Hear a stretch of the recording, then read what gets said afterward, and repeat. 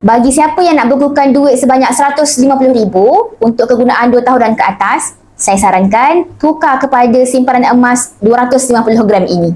Ianya lebih baik dari simpan dalam tabung haji, ASB, malah tanah sekalipun. Sejarah 20 tahun, harga emas menunjukkan naik sebanyak 10% setahun. Walaupun emas tak ada dividen, tetapi kenaikan harganya lebih tinggi berbanding dividen yang kita dapat dekat tabung haji ataupun ASB. Dan sebenarnya bukan hanya disebabkan kenaikan harga semata-mata, tapi apa yang jauh lebih penting, simpanan emas ni dapat melindungi daripada inflasi dan kejatuhan nilai ringgit dalam jangka masa panjang. Itulah sebab kenapa pakar kewangan nombor 1 Malaysia, Tuan Aziza Ali, sarankan hijrahkan duit dari ASB kepada emas. Dulu ubi, sekarang beras. Dulu ASB, sekarang emas. Sebagai pakar kewangan, beliau nampak ASB ni tak sesuai lagi untuk simpanan jangka masa panjang.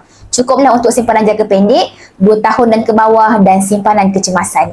Tak perlu memilih, kita boleh ada semua. Pelbagaikan bentuk simpanan kita. Bukan hanya terhad kepada simpanan duit semata-mata, tapi ambil peluang untuk buat simpanan emas juga. Moga bermanfaat. Nak tukarkan sebahagian simpanan jangka masa panjang ke dalam bentuk emas, boleh isi dek biru dekat bawah. Saya bantu sebaiknya.